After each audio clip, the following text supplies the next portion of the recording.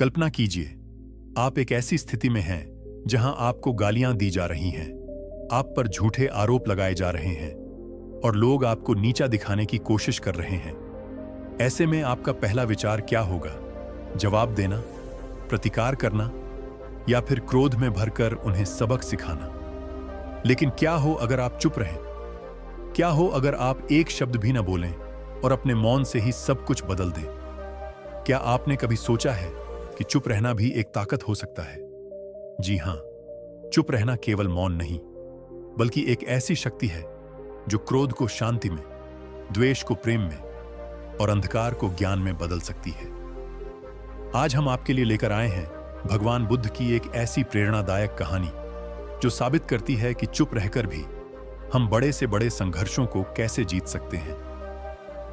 भगवान बुद्ध, जिन्हें संसार में शांति और ज्ञान का प्रतीक माना जाता है, अपने शिष्यों के साथ एक छोटे से गांव की ओर बढ़ रहे थे।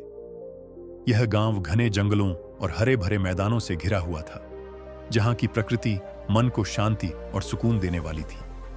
बुद्ध का उद्देश्य सदैव की तरह लोगों को धर्म, अहिंसा और मानवता की शिक्षा देना था। वे जानते थे कि संसार में अज्ञानता और द्वेष के कारण लोग दुखी हैं और उनका कर्तव्य था कि वे इन अंधकारमय भावनाओं को ज्ञान के प्रकाश से दूर करें। गांव के निवासियों को जब पता चला कि बुद्ध उनके गांव में आ रहे हैं, तो उनकी प्रतिक्रियाएं अलग अलग थीं। कुछ लोग उनके आगमन से प्रसन्न थे और उनकी शिक्षाओं को सुनने के लिए उत्सुक थे। वे बुद्ध को एक महान गुरु और आध्यात्मिक मार्गदर्शक के रूप में देखते थे। लेकिन दूसरी ओर कुछ ऐसे भी लोग थे जो बुद्ध की शिक्षाओं से असहमत थे। उन्हें लगता था कि बुद्ध का धर्म और उनकी शिक्षाएं उनके पारंपरिक विश्वासों और जीवन शैली के विपरीत हैं। इन लोगों के मन में बुद्ध के प्रति द्वेष और अविश्वास की भावना थी। जैसे ही बुद्ध और उनके शिष्य गांव के नजदीक पहुंचे, उन्होंने देखा कि गांव के कुछ लोग उनके स्वागत के लिए तैयार खड़े हैं, जबकि कुछ लोगों के चेहरे पर असंतोष और क्रोध के भाव साफ झलक रहे थे। बुद्ध ने इस स्थिति को बहुत ही गहराई से समझा। वे जानते थे कि जहां एक ओर लोग उन्हें सम्मान और प्रेम दे रहे हैं, वहीं दूसरी ओर कुछ लोग उनके प्रति द्वेष और क्रोध से भरे हुए हैं। लेकिन बुद्ध का हृदय करुणा और समझदारी से भरा हुआ था। उन्होंने निर्णय लिया कि वे गांव में प्रवेश करेंगे और लोगों को शांति और धर्म का संदेश देंगे, चाहे परिस्थितियां कैसी भी हों। गांव में प्रवेश करते ही बुद्ध और उनके शिष्यों को एक अजीब सी शांति और तनाव का मिश्रण महसूस हुआ। कुछ लोग उनके चरणों में फूल चढ़ाने के लिए आगे बढ़े, जबकि कुछ लोग दूर से ही उन्हें घूर रहे थे। बुद्ध ने इस स्थिति को बिना किसी प्रतिक्रिया के स्वीकार किया और आगे बढ़ते रहे। उनका उद्देश्य स्पष्ट था, लोगों को अज्ञानता के अंधकार से निकालकर ज्ञान के प्रकाश की ओर ले जाना। जैसे ही भगवान बुद्ध और उनके शिष्य गांव के मुख्य चौराहे पर पहुंचे, वहां का माहौल अचानक बदलने लगा। गांव के कुछ लोग जो बुद्ध की शिक्षाओं और उनके प्रभाव से असहमत थे, उनके विरोध में खड़े हो गए। ये लोग बुद्ध को एक खतरा मानते थे, क्योंकि उनकी शिक्षाएं उनके पारंपरिक विश्वासों और रीति रिवाजों के विपरीत थीं। उन्हें लगता था कि बुद्ध का आगमन उनकी सामाजिक और धार्मिक व्यवस्था को भंग कर देगा। इन लोगों ने बुद्ध और उनके शिष्यों को घेर लिया और उन पर तरह तरह के आरोप लगाने लगे। उनकी भाषा कठोर और अपमानजनक थी। वे बुद्ध को झूठा गुरु, भ्रम फैलाने वाला और समाज के लिए खतरा बता रहे थे। कुछ लोग तो इतने आक्रोश में थे कि उन्होंने बुद्ध के ऊपर कीचड़ और पत्थर फेंकने की कोशिश की। उनका उद्देश्य स्पष्ट था, बुद्ध को अपमानित करना और उन्हें गांव से भगाना। बुद्ध के शिष्यों को यह देखकर बहुत क्रोध आया। वे चाहते थे कि वे इन लोगों को जवाब दें और उन्हें सबक सिखाएं, लेकिन बुद्ध ने उन्हें शांत रहने का संकेत दिया। उन्होंने कहा, क्रोध और हिंसा से कभी भी समस्याओं का समाधान नहीं होता। शांति और धैर्य ही सही मार्ग है। बुद्ध ने गांव वालों के क्रोध और अपमानजनक शब्दों को बिना किसी प्रतिक्रिया के सुना। उनका चेहरा शांत और मुस्कुराता हुआ था, जैसे कि वे इन सब से अप्रभावित हों।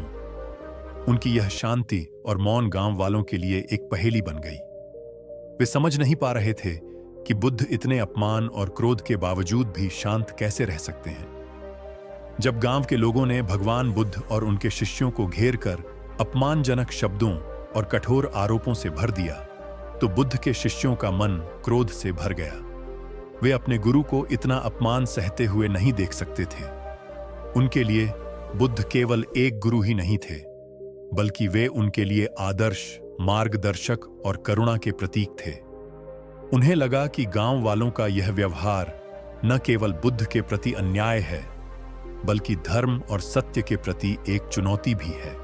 शिष्यों में से एक ने बुद्ध से कहा, भंते, ये लोग आपको और हमें इतना अपमानित कर रहे हैं। हमें उन्हें जवाब देना चाहिए। हमें उन्हें समझाना चाहिए कि वे गलत हैं। दूसरे शिष्य ने कहा, हम उन्हें उनकी भाषा में जवाब देंगे। यदि वे हमें गालियां दे सकते हैं, तो हम भी उन्हें वही लौटा सकते हैं। शिष्यों का क्रोध बढ़ता जा रहा था। उन्हें लग रहा था कि यदि वे चुप रहेंगे, तो गांव वाले उनकी कमजोरी समझेंगे और उन पर और अधिक अत्याचार करेंगे। वे चाहते थे कि बुद्ध उन्हें अनुमति दें ताकि वे गांव वालों को सबक सिखा सकें। उनका मानना था कि कभी-कभी कठोरता और प्रतिक्रिया देना आवश्यक होता है, लेकिन बुद्ध ने उन्हें शांत रहने का संकेत दिया। उन्होंने कहा, क्रोध और हिंसा से कभी भी समस्याओं का समाधान नहीं होता। यदि तुम उन्हें जवाब दोगे, तो यह विवाद और बढ़ेगा। शांति और धैर्य ही सही मार्ग है। बुद्ध के शब्दों ने शिष्यों को सोचने पर मजबूर कर दिया। उन्हें एहसास हुआ कि उनका क्रोध केवल स्थिति को और बिगाड़ सकता है। बुद्ध का मौन और शांत व्यवहार उनके लिए एक सबक था कि सच्ची ताकत क्रोध में नहीं, बल्कि शांति और समझदारी में होती है। जब गांव के लोगों ने भगवान बुद्ध और उनके शिष्यों को घेर कर अपमानजनक शब्दों और कठोर आरोपों से भर दिया, तो बुद्ध ने एक अद्भुत प्रतिक्रिया दिखाई। वे पूरी तरह से मौन रहे। उन्होंने न तो किसी को जवाब दिया, न ही किसी प्रकार की प्रतिक्रिया व्यक्त की। उनका चेहरा शांत और मुस्कुराता हुआ था, जैसे कि वे इन सब से अप्रभावित हों। बुद्ध का यह मौन उनकी गहरी आंतरिक शांति और आत्मविश्वास का प्रतीक था। वे जानते थे कि क्रोध और अपमान का जवाब देने से केवल विवाद और हिंसा बढ़ेगी। उनका मानना था कि सच्ची ताकत शांति और धैर्य में होती है, न कि क्रोध और प्रतिक्रिया में। उन्होंने अपने शिष्यों को भी यही शिक्षा दी थी कि क्रोध और हिंसा से कभी भी समस्याओं का समाधान नहीं होता। गांव के लोगों ने बुद्ध को गालियां दी, उन पर तरह तरह के आरोप लगाए और उन्हें अपमानित करने की कोशिश की, लेकिन बुद्ध ने इन सबको बिना किसी प्रतिक्रिया के सुना। उनका मौन और शांत व्यवहार गांव वालों के लिए एक पहेली बन गया। वे समझ नहीं पा रहे थे कि बुद्ध इतने अपमान और क्रोध के बावजूद भी शांत कैसे रह सकते हैं। बुद्ध का मौन उनकी गहरी आंतरिक शांति और आत्मविश्वास का प्रतीक था। वे जानते थे कि क्रोध और अपमान का जवाब देने से केवल विवाद और हिंसा बढ़ेगी। उनका मानना था कि सच्ची ताकत शांति और धैर्य में होती है, न कि क्रोध और प्रतिक्रिया में। उन्होंने अपने शिष्यों को भी यही शिक्षा दी थी कि क्रोध और हिंसा से कभी भी समस्याओं का समाधान नहीं होता। जब गांव के लोगों ने देखा कि भगवान बुद्ध उनके क्रोध, अपमान और गालियों के बावजूद भी पूरी तरह से शांत और मौन हैं, तो उन्हें आश्चर्य हुआ। वे समझ नहीं पा रहे थे कि बुद्ध इतने अपमान और क्रोध के बावजूद भी शांत कैसे रह सकते हैं। उन्हें लगा कि शायद बुद्ध उनकी बातों से डर गए हैं, या फिर उन्हें कोई जवाब नहीं सूझ रहा है। इसी बीच गांव के लोगों में से एक व्यक्ति आगे बढ़ा। वह बुद्ध के पास गया और उनसे पूछा, तुम हमारी बातों का जवाब क्यों नहीं दे रहे हो?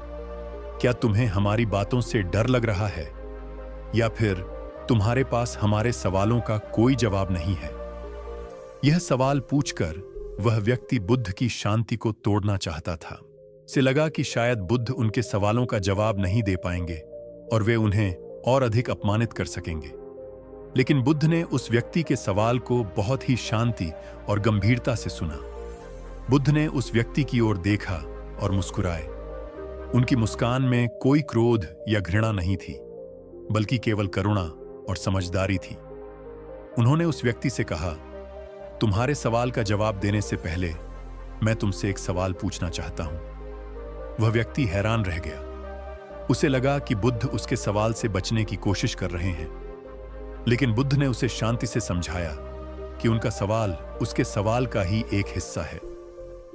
जब गांव के उस व्यक्ति ने बुद्ध से पूछा कि वे उनकी बातों का जवाब क्यों नहीं दे रहे हैं, तो बुद्ध ने मुस्कुराते हुए एक सरल लेकिन गहन उत्तर दिया। उन्होंने कहा, मैं तुमसे एक सवाल पूछता हूं। यदि तुम किसी को कोई उपहार दो और वह व्यक्ति उसे स्वीकार न करे, तो उपहार किसके पास रह जाता है? वह व्यक्ति थोड़ा हैरान हुआ, लेकिन उसने सोच समझकर जवाब दिया, जाहिर है उपहार देने वाले के पास ही रह जाएगा। बुद्ध ने मुस्कुराते हुए कहा, ठीक उसी तरह तुम्हारे द्वारा दी गई गालियां और अपमानजनक शब्द मैंने स्वीकार नहीं किए हैं, इसलिए ये तुम्हारे पास ही वापस लौट गए हैं। मैंने इन्हें अपने नहीं लिया, इसलिए इनका कोई प्रभाव मुझ पर नहीं पड़ा। यह सुनकर वह व्यक्ति और वहां मौजूद सभी लोग हैरान रह गए। उन्हें एहसास हुआ कि बुद्ध ने अपने मौन और शांति से उनके क्रोध और द्वेष को निष्क्रिय कर दिया है।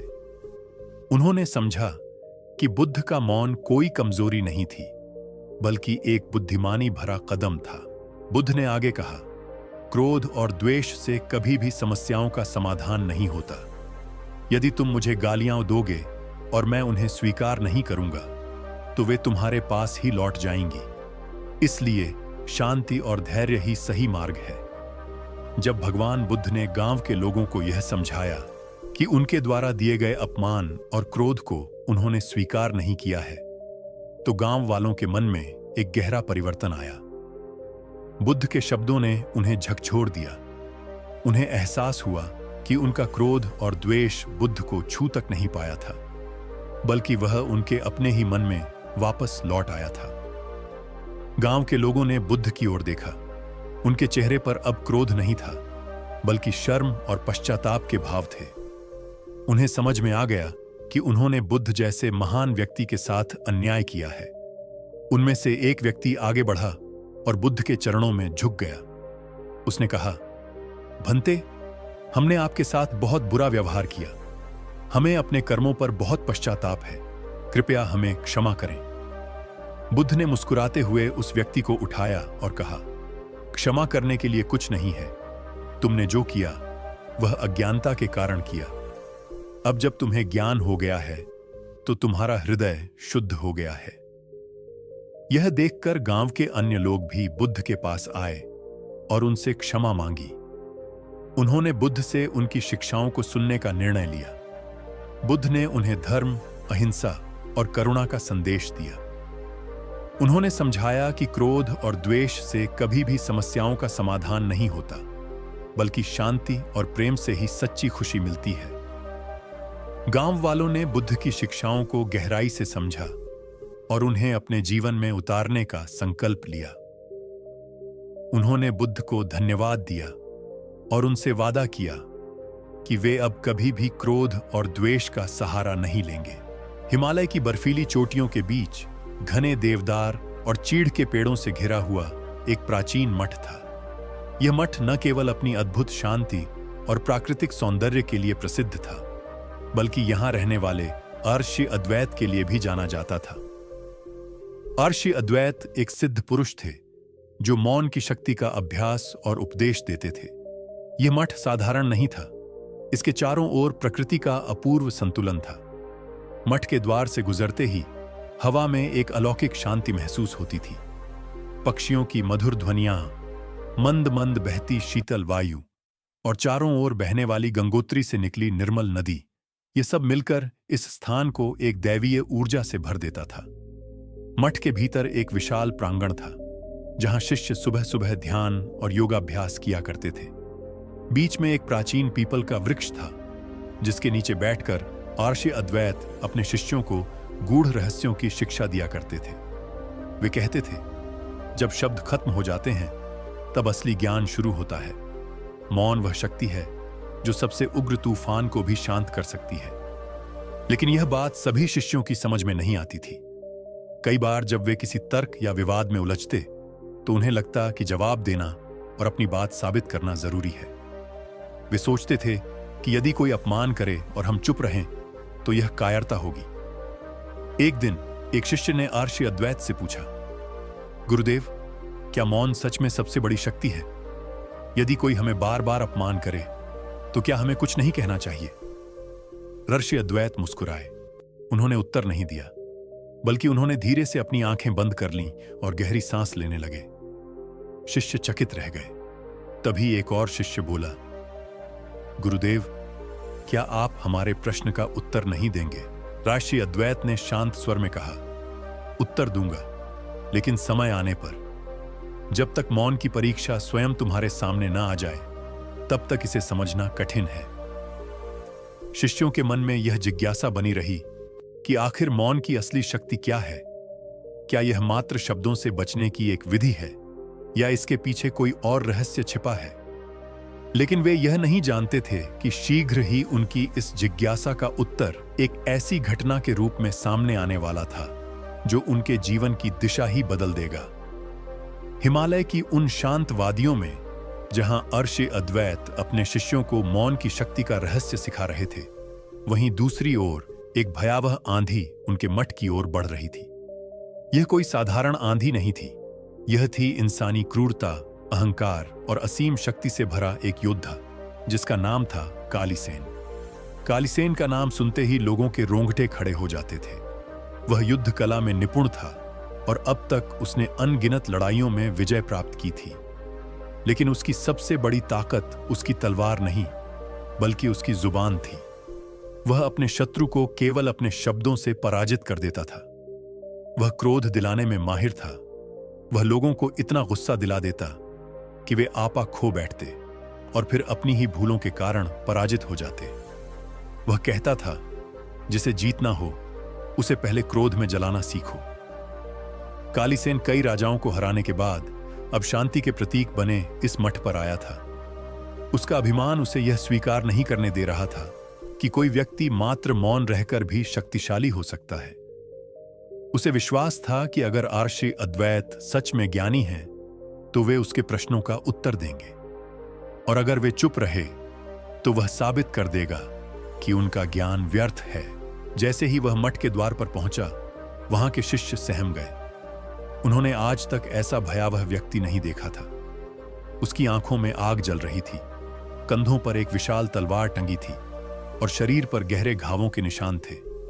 हर निशान उसकी किसी न किसी विजय की कहानी कह रहा था। उसने जोर से दहाड़ लगाई, ऋषि अद्वैत, बाहर आओ। मैं सुनता हूं कि तुम सबसे ज्ञानी हो, लेकिन क्या तुम्हारी विद्या मेरी तलवार से भी तेज है? मठ के द्वार पर खड़े एक शिष्य ने साहस जुटाकर कहा, गुरुदेव शांति में विश्वास रखते हैं, वे अनावश्यक वाद विवाद नहीं करते। कालीसेन हंस पड़ा। शांति? यह दुनिया शक्ति से चलती है, शांति से नहीं। अगर तुम्हारे गुरु सच में ज्ञानी हैं, तो उन्हें मुझसे शास्त्रार्थ करना चाहिए। अगर वे चुप रहे तो मैं यह मठ जला दूंगा और सिद्ध कर दूंगा कि मौन केवल कायरता है। शिष्यों का हृदय भय से कांप उठा। वे दौड़कर गुरु अद्वैत के पास गए और पूरी बात बताई। गुरु अद्वैत ने आंखें खोली। हल्की मुस्कान उनके चेहरे पर थी। वे धीरे धीरे उठे और मठ के द्वार की ओर चल दिए। शिष्य चिंतित थे। क्या गुरु अब कालीसेन से लड़ेंगे? क्या वे उसकी बातों का उत्तर देंगे? गुरु द्वार तक पहुंचे और कालीसेन से आमने सामने खड़े हो गए। कालीसेन ने व्यंग्य भरे स्वर में कहा, तो महान ऋषि अद्वैत, क्या आप मेरे प्रश्नों का उत्तर देंगे या चुप रहकर अपनी कायरता सिद्ध करेंगे? लेकिन गुरु अद्वैत ने कुछ नहीं कहा। कालीसेन, जो शब्दों से दुश्मनों को हराने के लिए कुख्यात था, अब ऋषि अद्वैत के सामने खड़ा था। उसकी आंखों में वही अहंकार और चुनौती थी जिसने कई राजाओं और विद्वानों को हराने पर मजबूर कर दिया था। मठ के शिष्य चिंतित थे। अगर ऋषि ने कालीसेन का उत्तर नहीं दिया तो क्या यह उनकी हार होगी, या फिर वे अपनी अद्भुत ज्ञान शक्ति से उसे परास्त कर देंगे? कालीसेन ने व्यंग्य से हंसते हुए कहा, तो तुम चुप ही रहोगे? क्या तुम्हारे पास मेरे प्रश्नों का कोई उत्तर नहीं? गुरु अद्वैत बस मुस्कुराए और अपनी आंखें बंद कर ली। उनके चेहरे पर पूर्ण शांति थी, जैसे यह सब उनके लिए कोई मायने ही नहीं रखता। कालीसेन को ऐसा उत्तर पहले कभी नहीं मिला था। उसे लगता था कि हर कोई उसके तर्कों में उलझ जाएगा, क्रोध करेगा, बहस करेगा। लेकिन यहां तो स्थिति अलग थी। उसने फिर से हमला किया, इस बार शब्दों से। तुम्हें ज्ञानी कहते हैं, लेकिन कोई भी सच्चा ज्ञानी कायर नहीं होता। लगता है तुम्हारे पास मेरे प्रश्नों का उत्तर नहीं है। तुम केवल एक ढोंगी हो। शिष्य क्रोधित हो उठे। उन्होंने अपनी पूरी जिंदगी गुरु अद्वैत से ज्ञान प्राप्त किया था और अब एक अजनबी आकर उन्हें अपमानित कर रहा था। कुछ शिष्यों ने तो कालीसेन को उत्तर देने के लिए गुरु से विनती भी की, लेकिन अर्षि अद्वैत बस शांत रहे। कालीसेन की हताशा बढ़ने लगी। उसने और अपमानजनक बातें कहनी शुरू की, लेकिन अर्षि की मौन दीवार को तोड़ नहीं पाया। धीरे धीरे शिष्यों को महसूस होने लगा कि कालीसेन अकेले ही लड़ रहा है। वह खुद से लड़ रहा था, खुद को साबित करने के लिए संघर्ष कर रहा था। अर्षि अद्वैत ने कुछ नहीं किया, लेकिन फिर भी उनके मौन ने ही कालीसेन को असहज कर दिया था। उसकी सबसे बड़ी ताकत, शब्दों का वार, असरहीन हो गया था। कुछ क्षणों बाद वहां सन्नाटा छा गया। केवल मंद हवा के झोंके और पक्षियों की आवाजें सुनाई दे रही थीं। कालीसेन ने गहरी सांस ली। उसे कुछ अजीब सा महसूस होने लगा। यह पहली बार था जब कोई उसकी बातों से उत्तेजित नहीं हुआ था। पर क्या वह हार मान जाएगा? नहीं, वह अभी और आगे जाने वाला था। कालीसेन का चेहरा गुस्से से लाल हो गया। उसके जीवन में पहली बार ऐसा हुआ था कि किसी ने उसके शब्दों को पूरी तरह से नजरअंदाज कर दिया हो। वह जहां भी जाता, लोग उसकी बातों का जवाब देने पर मजबूर हो जाते।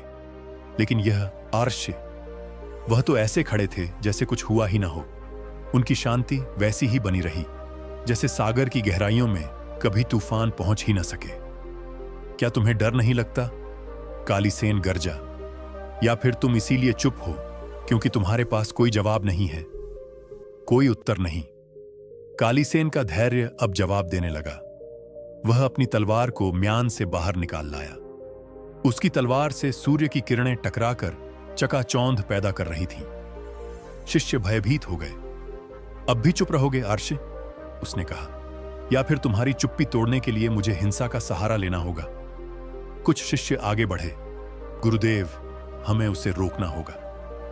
लेकिन अर्षि अद्वैत ने हल्का सा हाथ उठाकर इशारा किया। रुको। उनका यह संकेत किसी आदेश से कम नहीं था।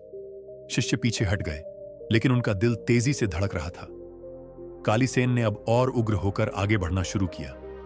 उसने पास में रखे एक जलपात्र को लात मारी, जिससे पानी धरती पर फैल गया। फिर उसने एक लकड़ी का दीपस्तंभ गिरा दिया। मठ में हलचल मच गई। लेकिन अर्षि अद्वैत, वे फिर भी अडिग खड़े रहे। अब तो कालीसेन का धैर्य पूरी तरह समाप्त हो चुका था। उसने अपनी तलवार से पास के एक पेड़ की डाली काट दी, जिससे वह जमीन पर गिर पड़ी।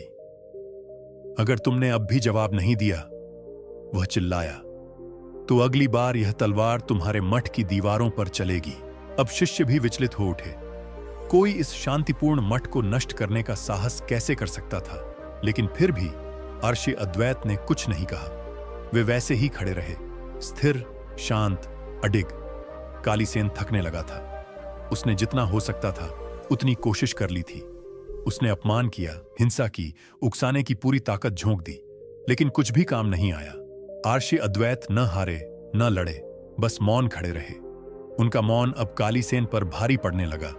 उसकी सांसें तेज हो गईं, उसके माथे पर पसीना छलकने लगा। उसने सोचा था कि अर्षि को उकसाकर वह जीत जाएगा, लेकिन यहां तो कुछ और ही हो रहा था। उसकी तलवार अब भी उसके हाथ में थी, लेकिन उसका मन विचलित होने लगा। आखिर यह कैसे संभव है?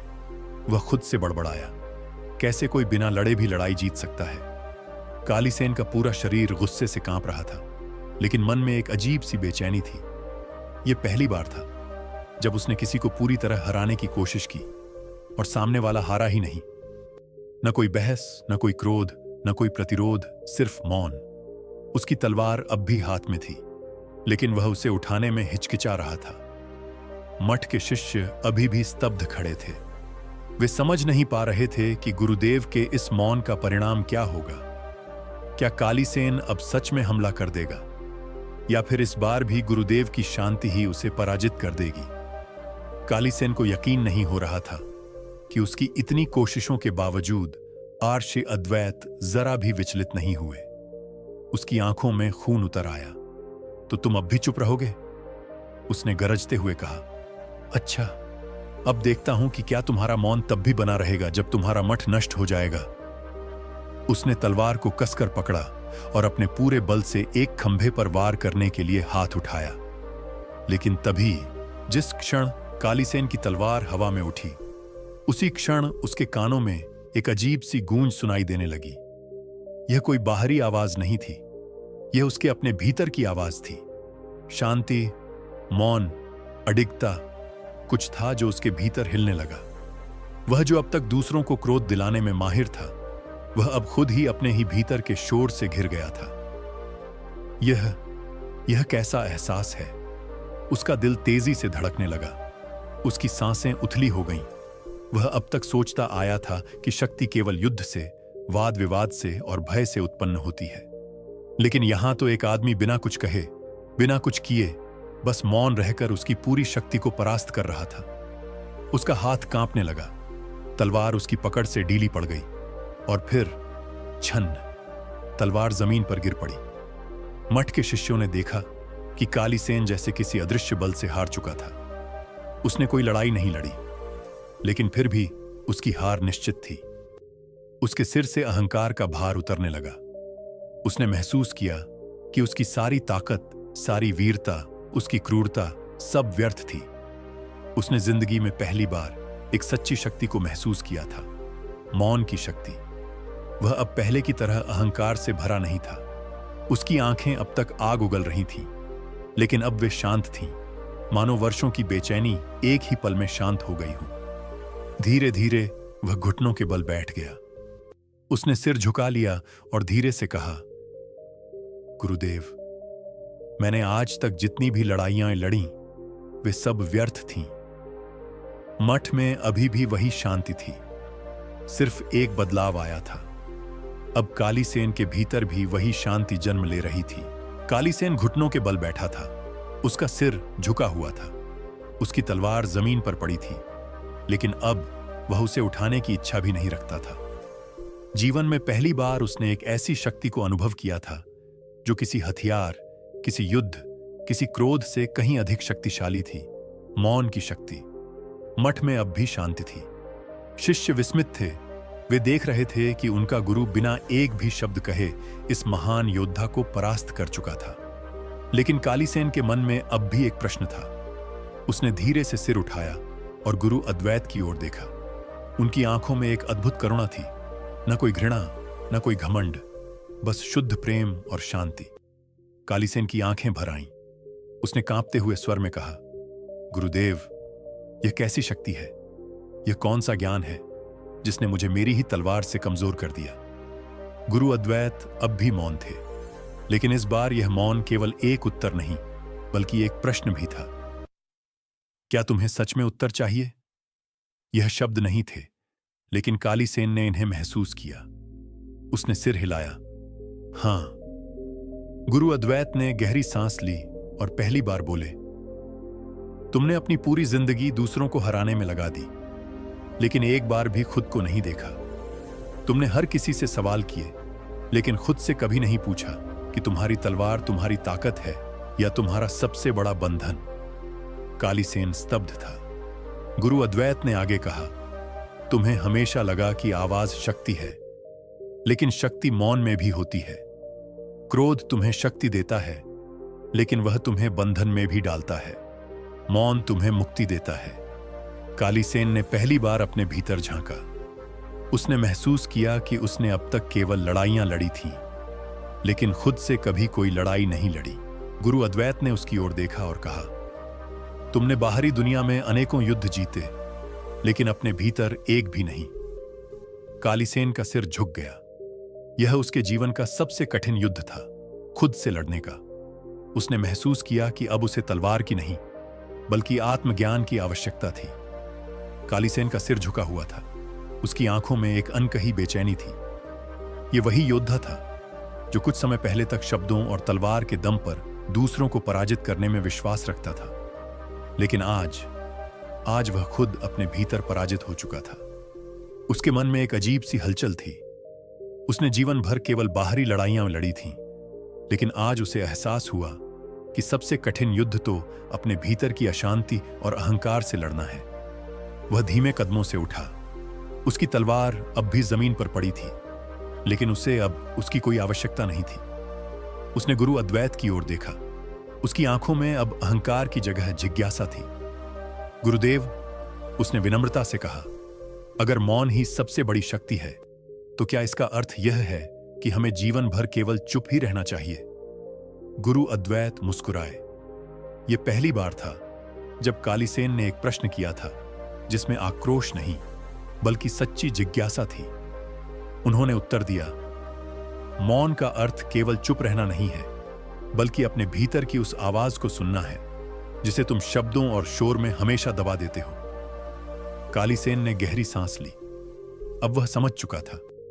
उसने धीरे से अपनी तलवार उठाई, लेकिन इस बार वह उसे किसी पर वार करने के लिए नहीं, बल्कि श्रद्धा से गुरु अद्वैत के चरणों में रखने के लिए उठा रहा था। मठ के शिष्य यह देखकर दंग रह गए। कालीसेन, जो अभी तक केवल शक्ति और विजय का भूखा था, अब विनम्रता और आत्मज्ञान के मार्ग पर चल पड़ा था।